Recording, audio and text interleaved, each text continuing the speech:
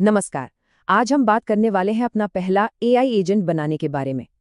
ये एक ऐसा कमाल का टूल है जो किसी के लिए भी वेब पर कुछ भी ढूंढ सकता है। और जानते हैं सबसे मजेदार बात क्या है?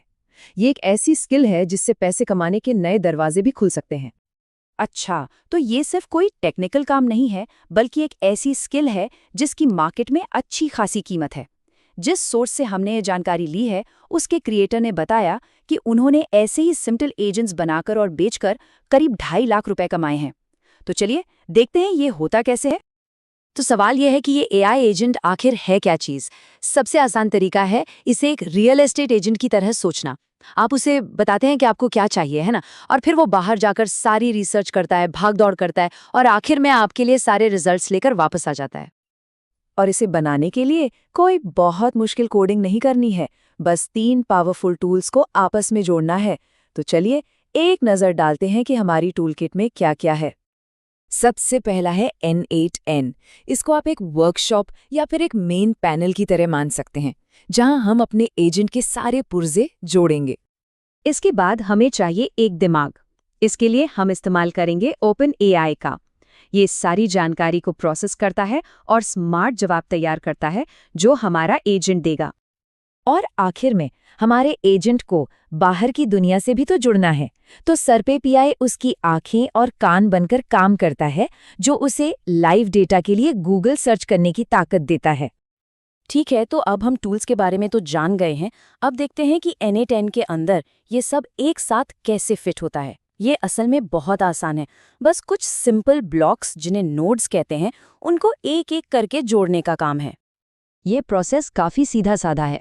सबसे पहले हम एक चैट ट्रिगर से शुरू करते हैं, उसे एआई एजेंट नोड से कनेक्ट करते हैं, फिर उस नोड को बताते हैं कि उसका दिमाग ओपन एआई है, और बस आखिर में उसे SERP API जैसा टूल दे देते हैं ताकि वो अपना काम यानी सर्चिंग शुरू कर सके। अब इन सब चीज़ों को आपस में जोड़ने के लिए आपको ओपन एआई और SERP API दोनों से एक खास चीज़ चाहिए होगी, जिसे कहते हैं API की। इनको आप एक तरह का स्पेशल पासवर्ड समझ लीजिए। और अच्छी बात यह है कि दोनों ही सर्विसेज आपको फ्री क्रेडिट्स या फ्री प्लान्स देती हैं, ताकि आप सब कुछ आराम से टेस्ट कर सकें। लेकिन यहाँ एक बहुत बहुत ज़रूरी बात है जिसका ध्यान रखना है। अपनी API की को कभी किसी को देना नहीं है। इसे बिल्कुल अपने क्रेडिट कार्ड नंबर या बैंक पासवर्ड की तरह समझिए। इसे एकदम सेफ रखना है और कभी भी कहीं भी पब्लिकली शेयर नहीं करना है। तो चलिए मान लेते हैं कि एजेंट बन गया, लेकिन अब आता है सबसे मजेदार हिस्सा, इसे टेस्ट करना। क्या ये सच में काम करता है?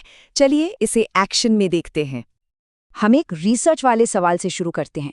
एजेंट से पूछा गया है, पुणे भारत में सुशी के लिए सबसे अच्छे रेस्टोरेंट्स कौन से हैं? और देखिए रिजल्ट कितना शानदार है।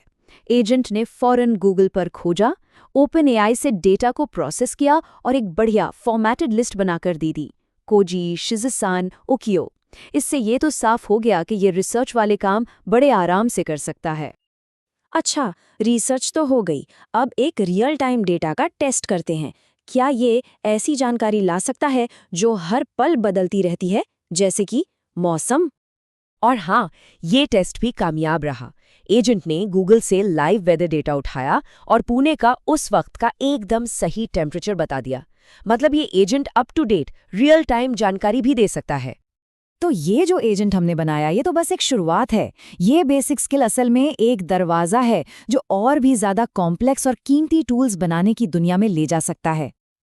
अब ये स्लाइड हमें आगे का रास्ता दिखाती है। देखिए, जो एजेंट हमने आज बनाया वो पब्लिक डेटा मतलब गूगल से जानकारी लेता है, लेकिन इसका जो अगला लेवल है वो है एक रैग एजेंट। ये वो एजेंट होते हैं जो किसी कंपनी के प्राइवेट डेटा पर काम करते हैं, और ये एक ऐसी स्किल है जिसके लिए लोग, जैसा कि हमारे सोर्स में बताया गया है, महीने का 1 लाख रुपए तक कमाने की क्षमता रखते हैं। तो इस सब से हमें क्या सीखना चाहिए? कुछ ज़रूरी बातें हैं। पहली, कि एक बेसिक एआई एजेंट बनाना अब सिर्फ एक्सपर्ट्स का काम नहीं है। दूसरी, N8N, ओपन एआई जैसे टूल्स इसके लिए ज़रूरी हैं। और सबसे ज़रूरी बात, इस स्किल की असली दुनिया में कीमत है, और ये एआई की बड़ी दुनिया में किसी का भी पहला कदम हो सकता है। तो अब एक ब्लूप्रिंट है, एक ऐसा टूल बनाने का जो वेब की दुनिया से कोई भी जानकारी खींच कर ला सकता है। अब सवाल सिर्फ एक है कि इससे अगला सवाल क्या पूछा जाएगा।